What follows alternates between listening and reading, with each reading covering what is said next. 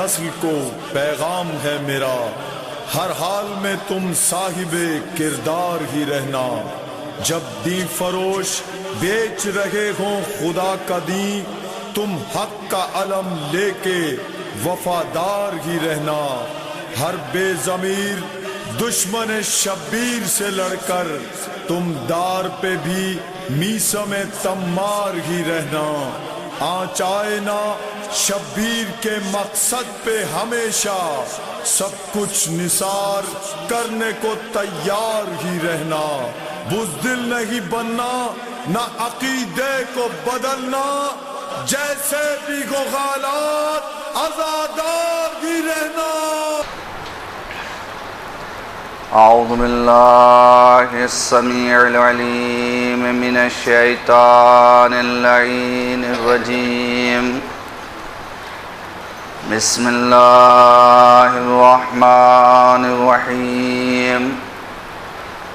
الحمد للہ رب العالمین، والعاقبۃ للمتقین، والجنۃ للموحدین، والنار للکافرین۔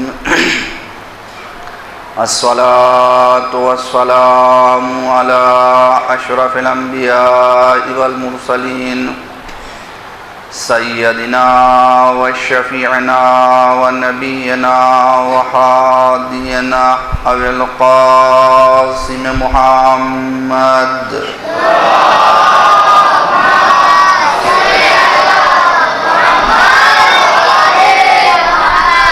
وآلہ الطیبین الطاہرین المعصومین المظلومین، ولعنۃ اللہ علی اعدائہم اجمعین، من الآن الی قیام یوم الدین۔ اما بعد فقد قال اللہ تبارک و تعالی فی کتابہ الکریم، بسم اللہ الرحمن الرحیم۔ والعصر ان الانسان لفی خسر الا الذین آمنوا وعملوا الصالحات وتواصوا بالحق وتواصوا بالصبر۔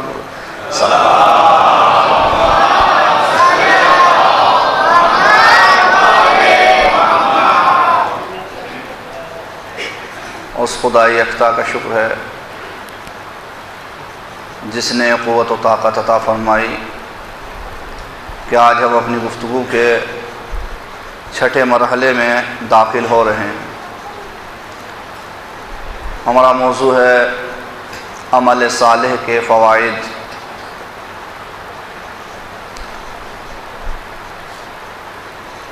عمل صالح کے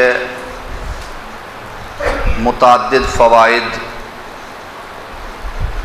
اللہ نے قرآن کریم میں بیان فرمائے ہیں، جن میں سے بعض فوائد آپ حضرات کی خدمت میں بیان کیے جا چکے ہیں، اور بعض فوائد کو ابھی آپ حضرات کے گوش گزار کرنا ہے۔ آج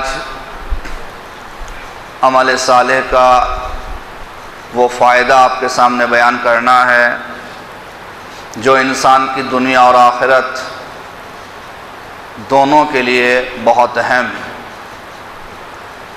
اللہ ارشاد فرما رہا ہے، وعد اللہ الذین آمنوا منکم وعملوا الصالحات لَيَسْتَخْلِفَنَّهُمْ فِي الْأَرْضِ۔ اللہ نے وعدہ کیا ہے تم میں سے ان لوگوں سے جو ایمان لائے اور ایمان لانے کے بعد عمل صالح انجام دیے کہ ان کو زمین پر خلیفہ بنائے گا۔ اس کا مطلب یہ کہ خلافت اللہ کے اختیار میں ہے، انسانوں کے اختیار میں نہیں ہے۔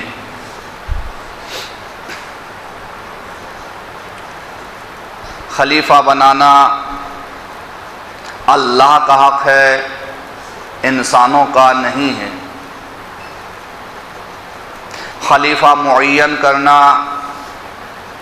اللہ کے قبضۂ قدرت میں ہے، انسانوں کی قدرت میں نہیں ہے۔ یا اس طریقے سے کہا جائے تو بہتر ہوگا، حاکم معین کرنا، حاکم بنا لینا، حاکم چن لینا، یہ انسان کے اختیار میں ہے، لیکن خلیفہ معین کرنا یہ اللہ کے اختیار میں ہے۔ اللہ کس کو خلیفہ بناتا ہے؟ سورہ نور کی اس آیت میں اللہ نے مکمل طور سے واضح کر دیا، وعد اللہ الذین آمنوا منکم وعملوا الصالحات، کہ اللہ نے وعدہ کیا ہے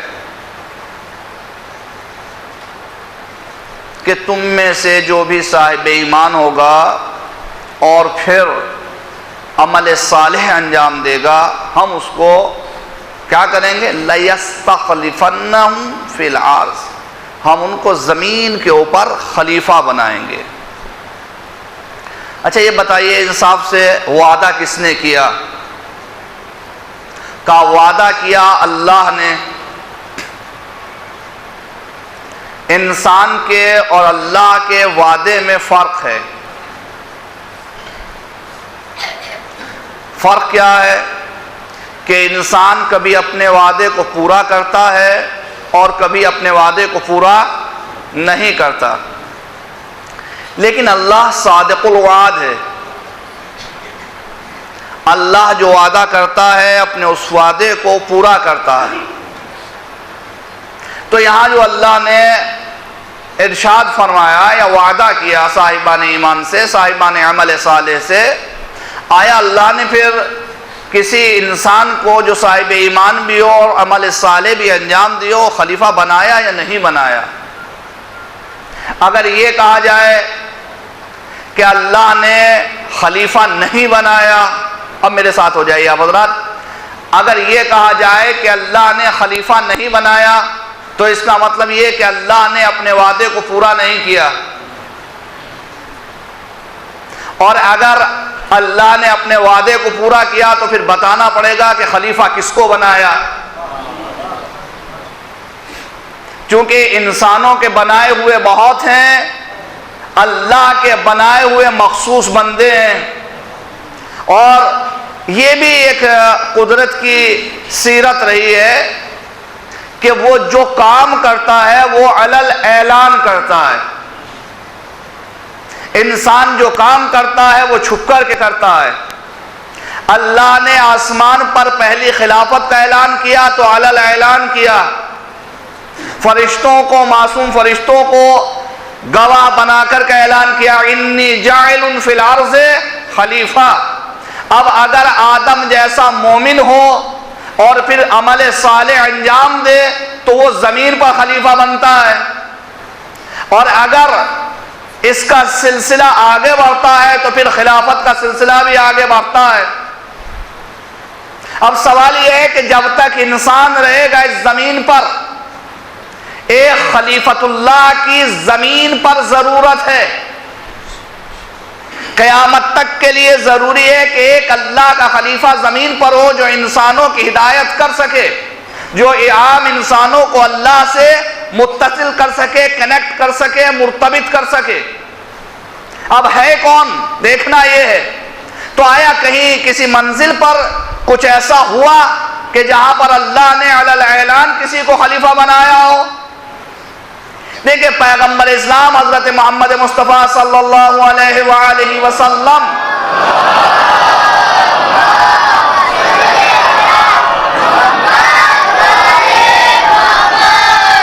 اپنی زندگی کا آخری حج انجام دینے کے بعد مکے سے مدینے کی طرف پلٹ رہے ہیں۔ سوا لاکھ حاجی اور صحابی اور مسلمان آپ کے ہمراہ ہیں۔ یہ قافلہ جب جوفہ کے نزدیک پہنچا تو جناب جبرائیل امین ایک پیغام لے کر کے آئے۔ پیغام کیا ہے؟ یا ایھا الرسول بلغ ما انزل الیک من ربک وان لم تفعل فما بلغت رسالتہ۔ اے رسول، اس پیغام کو پہنچا دیجئے جو اللہ کی طرف سے آپ پر نازل ہو چکا ہے۔ اس کا مطلب یہ کہ نازل اب نہیں ہوا ہے، نازل پہلے کہیں کسی منزل پر ہو چکا ہے۔ اب اللہ یہ چاہ رہا ہے کہ یہ میسج جو ہے ڈیلیور ہو جائے، اس میسج کا ابلاغ ہو جائے، یہ میسج رسول کی زبان سے سب تک پہنچ جائے۔ اچھا، اگر اس آیت کا آپ ورڈ آرڈر دیکھیں تو بہت اہم ہے۔ یا ایھا الرسول بلغ، اے رسول آپ پہنچا دیجئے۔ آج اللہ نے رسول کہہ کر کے خطاب کیا ہے، آج طٰہٰ نہیں کہا، آج مزمل نہیں کہا، آج مدثر نہیں کہا، آج یاسین نہیں کہا، بلکہ کیا؟ یا ایھا الرسول بلغ، یعنی خطاب عہدے کے اعتبار سے بلغ، پہنچا دیجئے۔ کس چیز کو؟ ما انزل الیک من ربک، جو آپ کے پروردگار کی طرف سے آپ پر نازل ہو چکا۔ وَإِن لَمْ تَفْعَلْ، اور اگر آپ نے ایسا نہ کیا، یعنی آپ نے اس پیغام کو نہیں پہنچایا، فَمَا بَلَّغْتَ رِسَالَتَ، تو آپ نے رسالت کا کوئی بھی کام انجام نہیں دیا۔ لیکن پیغمبر اسلام اس میسج کو پہنچانے میں اپنے اندر کچھ گھبراہٹ محسوس کر رہے ہیں۔ پیغمبر اسلام کبھی دشمن کے سامنے نہیں گھبرائے، پیغمبر اسلام کبھی میدان جنگ میں نہیں گھبرائے، پیغمبر اسلام کبھی دشمنوں کے نرغے میں نہیں گھبرائے۔ جب یکوتناتے صرف حمایت کرنے والے ان کے چچا ابو طالب علیہ السلام تھے اور پورا مکہ دشمنوں سے بھرا ہوا تھا، تب نہیں گھبرائے، تب شیر کی طریقے سے تبلیغ وحدانیت کرتے رہے، قرآن کی آیتیں پڑھ کر کے سناتے رہے۔ لیکن آج پیغمبر اسلام اپنے اندر ایک خاص گھبراہٹ محسوس کر رہے ہیں، اسی لیے اللہ کو کہنا پڑا وَاللَّهُ يَعْصِمُكَ مِنَ النَّاسِ، آپ اس پیغام کو پہنچائیے، اللہ آپ کو لوگوں سے محفوظ رکھے گا۔ اس کا مطلب یہ ہے کہ پیغمبر اسلام کو خطرہ تھا کہ اگر میں نے اس میسج کو پہنچایا تو میری جان چلی جائے گی۔ یہ جو اللہ کو کہنا پڑا وَاللَّهُ يَعْصِمُكَ مِنَ النَّاسِ، اللہ آپ کی حفاظت کرے گا لوگوں سے، اللہ بچائے گا آپ کو لوگوں سے۔ جب اللہ کی طرف سے گارنٹی ملی تو پیغمبر اسلام نے اس قافلے کو رکنے کا حکم دیا۔ جناب جبرائیل سے کہا، جناب بلال سے کہا کہ قافلے کا رکنے کا اعلان کیا جائے۔ قافلہ رکا، دوپہر کا وقت، کچھ لوگ بہت آگے نکل گئے، کچھ لوگ پیچھے رہ گئے۔ جناب جبرائیل بار بار جناب جبرائیل کا نام آ رہا ہے، جناب بلال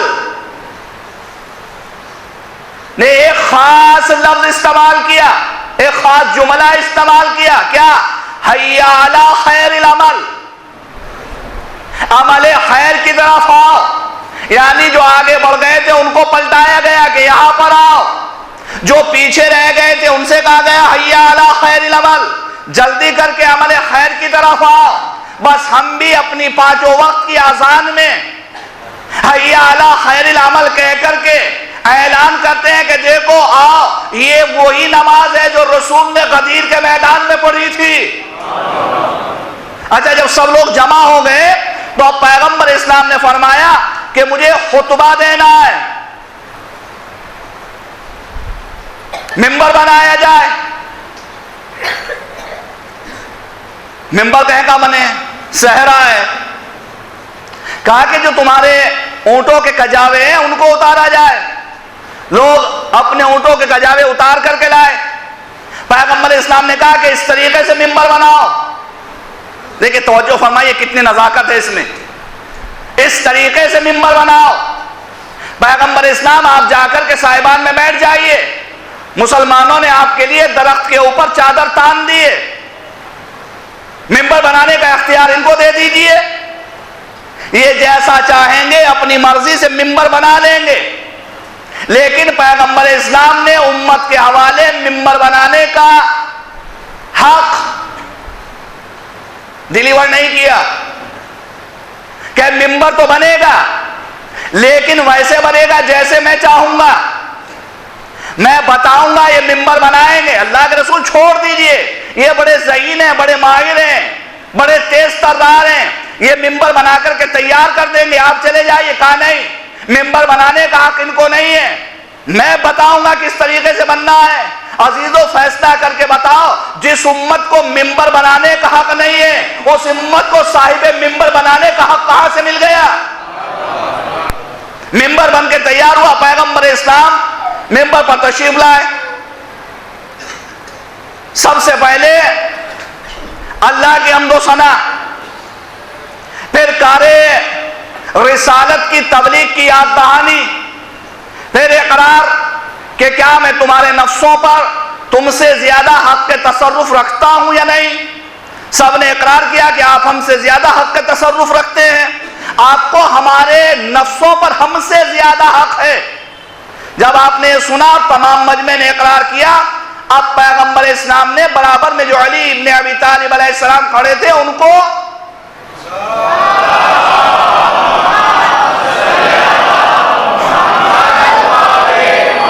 اور قریب کیا اور دونوں بازوؤں کو پکڑ کر کے اٹھایا. تاریخ لکھتی ہے کہ اتنا بلند کیا کہ پیغمبر اسلام پیچھے چھپ گئے. اس کے بعد فرمایا من کنت مولا فہذا علی مولا, جس کا میں مولا ہوں اس کے یہ علی مولا ہے. اعلان ہو گیا. اب سوال ہے کہ پیغمبر اسلام نے اتنے پیغامات پہنچائے لیکن یہ کیفیت کہیں نہیں ہوئی. دیکھیں پیغمبر اسلام مبلغ اسلام ہے. ساری شریعت کی, سارے اسلام کی, سارے قوانین کی, سارے دین کی تبلیغ کی ذمہ داری ان کے اوپر ہے. لیکن یہاں پر علی کو لوگوں کے سامنے پیش بھی کیا, اپنی زبان سے کہا بھی. دیکھیں میں تو ٹیچنگ لائن کا انسان ہوں, اسی سے مثال دوں گا. یہ یہاں پر دکھایا بھی کیوں اور زبان سے کہا بھی کیوں؟ دیکھیں جو اچھا ٹیچر ہوتا ہے جب کلاس میں کوئی امپورٹنٹ چیپٹر ٹیچ کرتا ہے تو وہ اسٹوڈنٹس کو ایڈ دیتا ہے, آڈیو ویژول ایڈ بھی دیتا ہے, ویڈیو ویژول ایڈ بھی دیتا ہے. یعنی جو پڑھا رہا ہے, جو سمجھا رہا ہے, جس کو ایکسپلین کر رہا ہے زبان سے بھی سمجھاتا ہے, اور جس چیز کو سمجھا رہا ہے اس کا ویڈیو, اس کی پکچر, اس کی امیج بھی دکھاتا ہے تاکہ اسٹوڈنٹ اچھی طریقے سے سمجھ جائے. سپوز چھوٹی کلاس ہے, ابھی چھوٹے چھوٹے بچے ہیں, ایک ورڈ ان کے لیے ہے لائن. اب بچے نہیں جانتے کیا ہے. بچوں نے سوال کیا ہے, کہا کہ ایک جانور ہے جو پھاڑ کر کے کھا جاتا ہے. یہ ہو گئی آڈیو ویژول ایڈ. لیکن بچوں کو ابھی سمجھ میں نہیں آیا, وہ یہ سمجھنے لگے کہ جو بھی جانور پھاڑ کے کھا لے وہ کیا ہے, شیر ہے. تو ایک بچے نے کہا کہ ہماری گلی میں ڈوگی رہتا ہے, وہ بھی پھاڑ کے کھاتا ہے. کہا تو ٹیچر نے کیا کیا, اس نے فوراً ویڈیو ویژول ایڈ دی, چارٹ نکالا اور سامنے امیج لگا دی لائن کی, ایک شیر کی. کہا کہ دیکھو اس کو کہتے ہیں, اس کو کہتے ہیں. اس کا مطلب یہ کہ یہ بچہ بڑا ہو جائے گا, بوڑھا ہو جائے گا, مر جائے گا, لیکن اس کے ذہن سے شیر نہیں نکلے گا. پیغمبر اسلام غدیر کے میدان میں اپنے کار رسالت کا سب سے امپورٹنٹ چیپٹر ٹیچ کر رہے ہیں.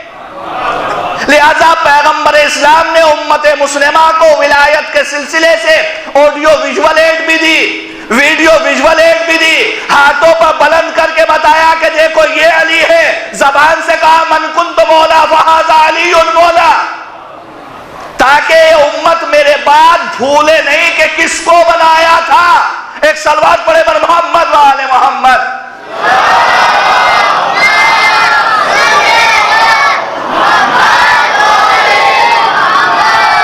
اچھا، پیغمبر اسلام کے ہاتھوں پر علی، دانے ہاتھ میں علی کا دانا ہاتھ، پیغمبر کے بائیں ہاتھ میں علی کا بایاں ہاتھ لیے کھڑے ہیں مجمع کے سامنے.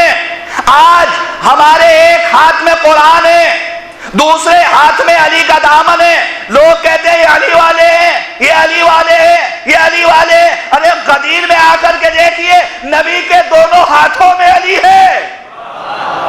یہ من کنت مولا فہذا علی مولا. اچھا، اعلان ہو گیا. جب اعلان کر دیا تو پیغمبر اسلام نے فرمایا نماز کا اول وقت ہے. زوال سے ٹھیک پہلے اعلان ہوا ہے ولایت کا. اس کے فوراً بعد نماز ظہر. سب مسلمان نماز ظہر پڑھیں. پیغمبر اسلام نے علی کی ولایت اور نماز کو غدیر کے میدان میں ایک جگہ جمع کر کے بتا دیا کہ دیکھو اصلی غدیری وہی ہے جو اول وقت پر اپنی نماز کو ادا کرے. نماز ہو گئی. جب نماز ہو گئی، اب پیغمبر اسلام نے فرمایا کہ 2 خیمے نصب کیے جائیں. سنیں میرے جوان بھائی، 2 خیمے نصب کیے جائیں. 2 خیمے نصب ہو گئے، لگا دیے گئے 2 خیمے. ایک میں رسول خود بیٹھے، ایک میں حضرت علی کو بٹھایا اور امت سے کہا کہ آج کی اس مولائیت کے سلسلے میں مجھے اور علی کو مبارکباد دو.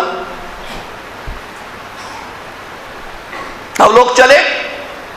پہلے رسول کے خیمے میں جاتے تھے، اللہ کے رسول مبارک ہو، علی کی ولایت. اس کے بعد علی کے خیمے میں آتے تھے،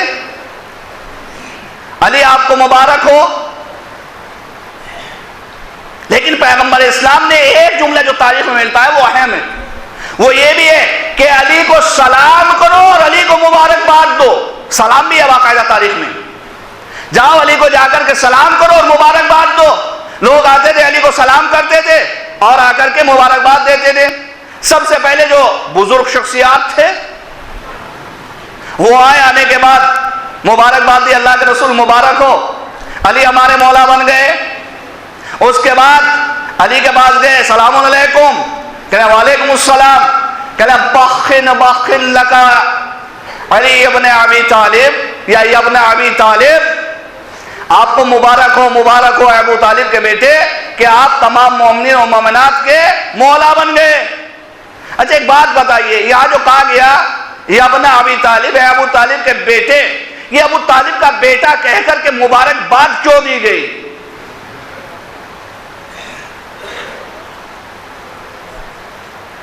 اس میں بہت بڑی عظمت پوشیدہ ہے جناب ابو طالب علیہ السلام کے لیے.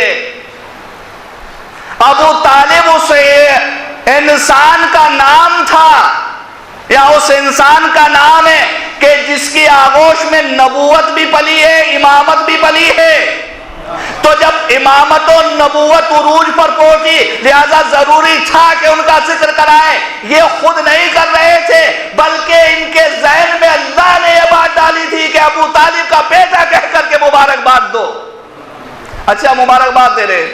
لیکن جب یہ دیکھیں تاریخ نے باقاعدہ لکھا ہے، اہل سنت کی کتابوں میں روایت موجود ہے کہ جب خلیفہ ثانی مبارکباد دینے کے لیے پیغمبر اسلام کے پاس پہنچے ہیں تو انہوں نے کہا کہ اللہ کے رسول جب آپ نے علی کی ولایت کا اعلان کیا اس وقت میری برابر میں ایک جوان بیٹھا ہوا تھا، خوبصورت وجہ، جسم اس کا معطر تھا، بہترین خوشبو اس کے جسم سے آ رہی تھی. جب آپ نے اعلان ولایت کر دیا تو اس نے مجھ سے کہا کہ دیکھو جو رسول نے آج اعلان کیا ہے اس کو، یہ جو عقد کیا ہے، جو گرہ باندھی ہے امت کی اور علی کی، اس کو کوئی نہیں کھولے گا مگر منافق. اس سلسلے کو کوئی ختم نہیں کرے گا منافق کے علاوہ. پیغمبر اسلام نے فرمایا کہ وہ کوئی انسان نہیں تھا. کہا اللہ کے رسول پھر کون تھا؟ کوئی جن تھا؟ کہا نہیں جن نہیں تھا. کہا پھر کون؟ کہا کہ جبرائیل امین تھے جو تمہارے پہلو میں آ کر کے بیٹھے تھے، تمہیں تاکید کر رہے تھے کہ دیکھو ایسا نہ ہو کہ اس گروہ کو سب سے پہلے تم کھولنے کی کوشش کرو۔ اچھا مبارکباد دی جا رہی ہے۔ 3 دن تک غدیر کے میدان میں قافلہ رکا ہے۔ کیوں؟ علی کو مبارکباد دینی ہے، سلام کرنا۔ سوالات لوگ ہیں، ایک دن میں تو کمپلیٹ نہیں ہو سکتی تھی مبارکبادی۔ سوالات تاریخ جو بتاتی ہے وہ بتاتی ہے کہ نماز کے اوقات میں صرف یہ سلسلہ رکتا تھا۔ نماز کا وقت ہوا، اذان ہوئی، سب لوگ نماز پڑھتے تھے، نماز ختم ہو گئی، پھر دونوں خیمے میں آ کر کے بیٹھ جاتے تھے، لوگ آ کر کے مبارکباد دیتے تھے۔ 3 دن تک لوگ علی کو سلام بھی کرتے رہے، مبارکباد بھی دیتے رہے۔ بھائی عجیب قسمت ہے علی کی، 2 مرتبہ 2 شخصیتوں نے علی کو سلام کرایا۔ جب علی پیدا ہوئے تو ابو طالب نے کئی روز تک علی کی ولادت کا ولیمہ کیا، مکے کے لوگوں کو کھانا کھلایا، عام اعلان، جو بھی چاہے آئے اور کھانا کھائے، لیکن شرط ایک ہے، سمجھے ابو طالب کے وحدانیت کو، شرط ایک ہے کہ پہلے خانہ کعبہ کا طواف کرے، طواف کرنے کے بعد جا کر کے علی کو گہوارے میں سلام کرے، اس کے بعد دسترخوان پر بیٹھے۔ لوگ طواف کرتے تھے، گہوارے میں آ کر کے علی کو سلام کرتے تھے، دسترخوان پر بیٹھ کر کے کھانا کھاتے تھے۔ بس یا تو مکی سماج سے ابو طالب نے بچپن میں علی کو سلام کرایا، یا پھر جوانی میں غدیر کے میدان میں رسول نے امت سے علی کو سلام کہلوایا۔ کیا سلسلہ ہے، سلام علیکم، سلام، بڑے بڑے آ رہے ہیں سلام علیکم اور مبارکباد دے رہے۔ اچھا مبارکباد کا سلسلہ کس وقت ختم ہوتا تھا؟ نماز کے اوقات میں، نماز کا وقت ہوتا تھا، یہ سلسلہ روک دیا جاتا تھا، نماز پڑھو، نماز پڑھنے کے بعد پھر مبارکباد۔ 3 دن تک سلسلہ چلا۔ اور میرے جوان بھائیو، یہی میسج ہے اس میں۔ وقت بھی تمام ہو چکا، 3-4 منٹ باقی ہیں فقط، کہ رسول نے پھر وہ چیز ریپیٹ کروں گا، رسول نے غدیر کے میدان میں علی کی ولایت اور نماز کو ایک جگہ جمع کر کے بتایا، دیکھو نہ ولایت کا سہارا لے کر کے نماز کو چھوڑا جا سکتا، اور نہ نماز کا سہارا لے کر کے علی کی ولایت کو چھوڑا جا سکتا۔ جب نماز کا وقت ہو نماز پڑھو، اس کے بعد علی کی ولایت کا اقرار کرو۔ صلوات پڑھے بر محمد و آل محمد۔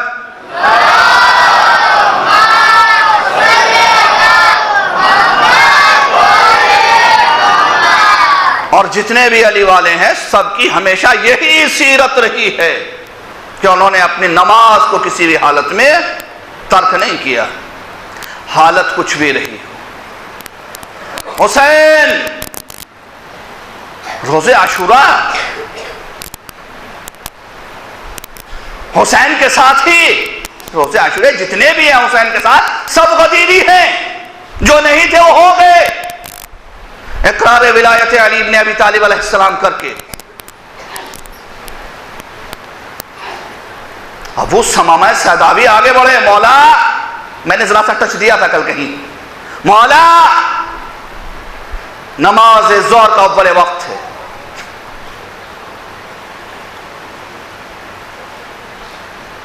چاہتے ہیں کہ نماز آپ کے پیچھے ادا کی جائے، با جماعت پڑھنا چاہتے ہیں، شاید یہ ہماری زندگی کی آخری نماز ہے۔